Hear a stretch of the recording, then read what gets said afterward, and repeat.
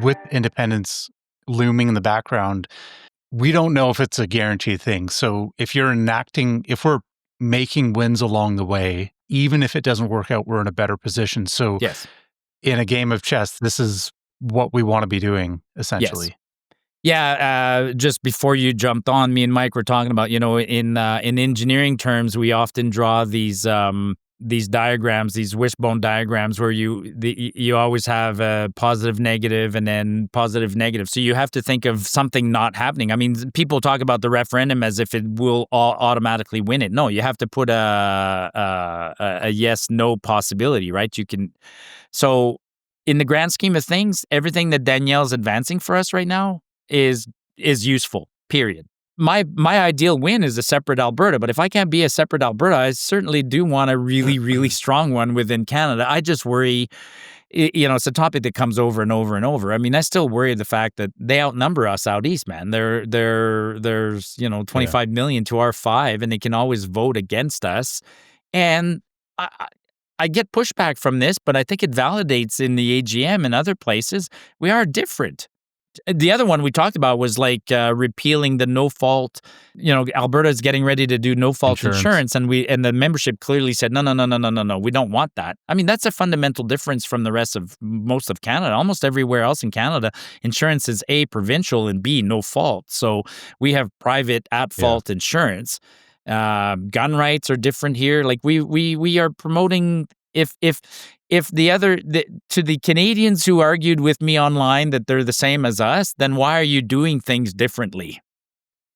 Like, the proof is, well, completely. We're just governed differently. I'm like, you're governed differently because you're electing people and you're telling them to do things differently. I'm showing you that we think differently and we act differently. We bring 4,000 people to the AGM and we vote on policies and we make our government change direction. So there's no excuse. So if you're different in the rest of Canada, then show it by doing things differently.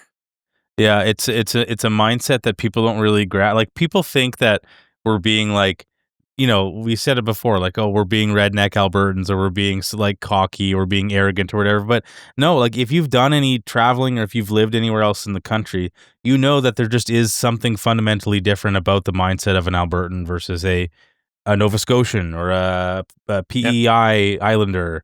There is, and even an Ontarian or a Quebecer, like, there is something that happens fundamentally when you grow up in a province like Alberta that has always been an economic engine for a country versus an economic recipient and more of a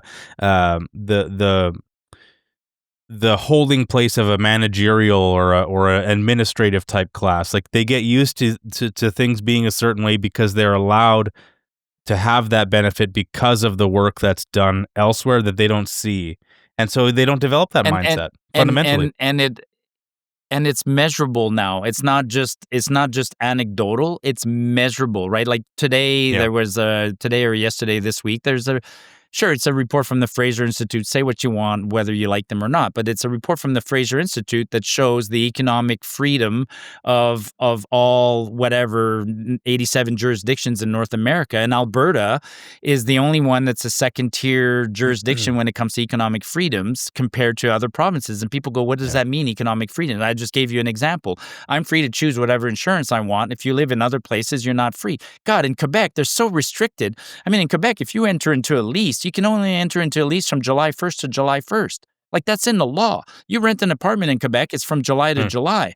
And so if you leave your, and rent control and things like that, like, those are examples, right? Like, when you can enter in contracts, ages that you can do it, the number of crown corporations. I mean, Alberta has less crown corporations than any other province. So those all contribute to your economic freedom, and then that economic freedom directly translates to GDP per capita and wealth and other things. So the differences between Alberta and other provinces are not just anecdotal; they manifest themselves in a lot of data, a lot of places. You see it. When everything becomes either a restricted choice, let it be a government decided choice or a regulated choice, or it's decided for you at that point. Somebody may be happy with all these government programs if they're run by liberals. What happens if they're run by another party. So essentially, if you have more choice and it's the private sector, you will get a choice that aligns with your values or the way or the kind of service that you want. And you're not going to run into that counterparty risk of somebody you don't like having to make that choice for you. And you see this right now in Alberta. The NDP voters are not very happy with the UCP doing anything, but they also don't want private to do anything. They just want their guys to do it with the orange flag.